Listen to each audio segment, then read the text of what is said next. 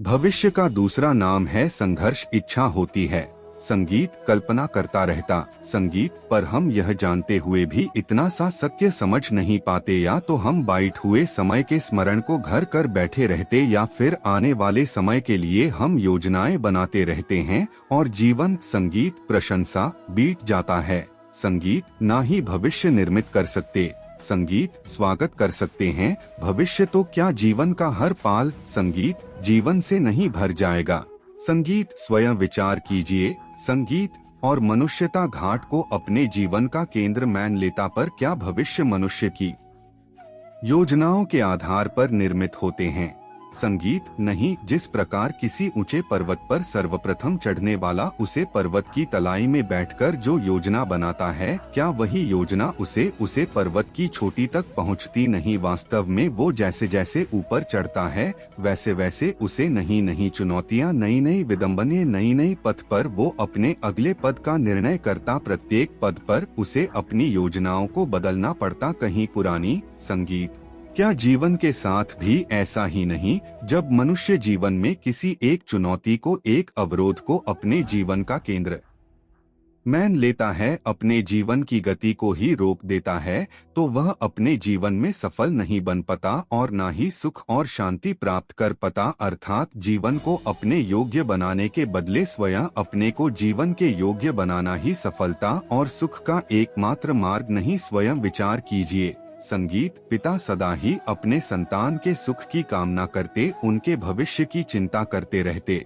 संगीत ही कारणवश सदा ही अपने संतानों के भविष्य का मार्ग स्वयं निश्चित करने का प्रयत्न करते रहते। संगीत जिस मार्ग पर पिता स्वयं चला है, जिस मार्ग के कंकर पत्थर को वह देखा है, मार्ग की छाया, मार्ग के भूख को स्वयं जाना है, उसी मार्ग पर उसका पुत्र भी चले, यही इच्छा रहती है हर पिता की प्रशंसा। किंतु 3 प्रश्नों के ऊपर विचार करना हम भूल ही जाते। कौन से प्रश्न? प्रथम प्रश्न, क्या समय के साथ प्रत्येक मार्ग बदल नहीं जाते? क्या समय सदा ही नहीं चुनौतियों को लेकर नहीं आता? तो फिर बाइट हुए समय के अनुभव नहीं पीढ़ी को किस प्रकार लाभ दे सकते हैं? दूसरा प्रश्न, क्या प्रत्येक संतान अपने माता पिता की छवि होता है? संगीत किंतु भीतर की क्षमता तो ईश्वर देते। संगीत विश्वास है कि उसी मार्ग पर उसकी संतानों को भी सफलता और सुख प्राप्त होगा। तीसरा प्रश्न, क्या जीवन की संघर्ष और चुनौतियां लाभकारी नहीं होती? क्या प्रत्येक नया प्रश्न एक नए उत्तर का द्वार नहीं खोलता? तो फिर संतानों को नए प्रश्नों, संघर्षों और चुनौतियों से दूर रखना, यह उनके लिए लाभ करना कहलाएगा या पानी पहुंचाना? जिस प्रकार संतान के भविष्य का निर्माण करने के बदले उसके चरित्र का निर्माण करना श्रेष्ठ है। स्वयं विचार कीजिए। संगीत है आज किए गए निर्णय भविष्य में सुख अथवा दुख निर्मित करते हैं, न केवल अपने लिए, अपने परिवार के लिए, आने वाली पीढ़ियां के लिए। जब कोई दुविधा सामने आती है तो मन व्याकुल हो जाता है और मैन बन जाता है। युद्ध भूमिका का उपाय करने के लिए केवल मैन को शांत करने के लिए लेते हैं।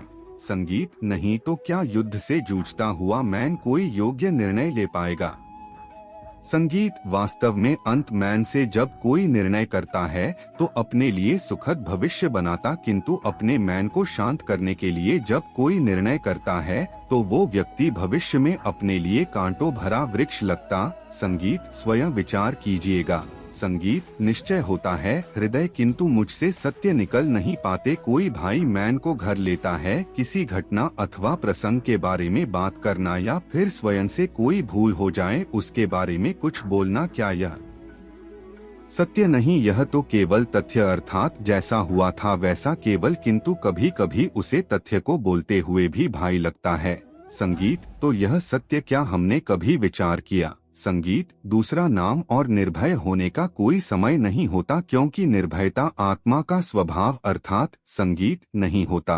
संगीत प्रशंसा स्वयं विचार कीजिए। जीवन में आने वाले संघर्षों के लिए जब मनुष्य स्वयं को योग्य नहीं मानता, जब उसे अपने ही बाल पर विश्वास नहीं रहता, तब वह सद्गुणों को त्याग कर दुर्गुणों को अपनाता है। जब उसके अंतर में आत्मविश्वास नहीं होता, विश्वास ही अच्छाई को धारण करता है, ये आज तो विश्वास है क्या? संगीत संघर्ष उसे दुर्बल बनाता है, तो उसे अपने ऊपर विश्वास नहीं रहता। वो संघर्ष के पार जाने के बदले संघर्ष से छूटने के उपाय ढूंढने लगता। संगीत है कि यह संघर्ष से अधिक शक्तिशाली बनाते हैं। ठीक जैसे व्यायाम करने से देह की शक्ति बढ़ती, तो प्रत्येक संघर्ष के साथ उसका संगीत मैन की स्थिति, जीवन को देखने का दृष्टिकोण, मात्रा और जीवन का दृष्टिकोण तो मनुष्य के अपने वश में होता है। स्वयं विचार कीजिए, संगीत ज्ञान प्राप्ति सदा ही समर्पण से होती है। यह सब जानते हैं, किंतु समर्पण का वास्तविक महत्व क्या हमने कभी विचार किया? संगीत मनुष्य का मैन सदा ही ज्ञान प्राप्ति में विभिन्न बढ़ाव को उत्पन्न करता है। कभी किसी अन्य विद्यार्थी से ईर्ष्या हो जाती है, कभी पढ़ाया हुए पाठों पर संदेह जनता है, और कभी गुरु द्वारा दिया दंड मैन को अहंकार से भर देता है। नहीं, क्या ऐसा नहीं होता? तार मैन को भटकते और मैन की इसी अयोग्य स्थिति के कारण हम ज्ञान प्राप्त नहीं कर पाते। मैन की योग्य स्थिति केवल समर्पण से निर्मित होती है। समर्पण मनुष्य के अहंकार शांत करता है और मैन को एकाग्र करता है। वास्तव में ईश्वर की सृष्टि में ना ज्ञान की मर्यादा है, ना ज्ञानियों की। गुरु दत्तात्रेय ने 2 गे और श्वास भी ज्ञान प्राप्त कर लिया था। संगीत ब्रह्मा ज्ञान का हो या जीवन के ज्ञान, संगीत का उसकी प्राप्ति के लिए गुरु से अधिक महत्व है। उसे गुरु के प्रति हमारा समर्पण स्वयं विचार कीजिए।